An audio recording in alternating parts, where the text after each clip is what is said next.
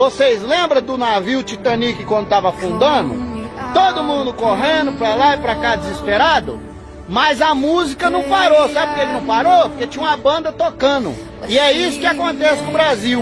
O Brasil não para porque tem uma banda tocando. E o nome dessa banda chama-se Caminhoneiros.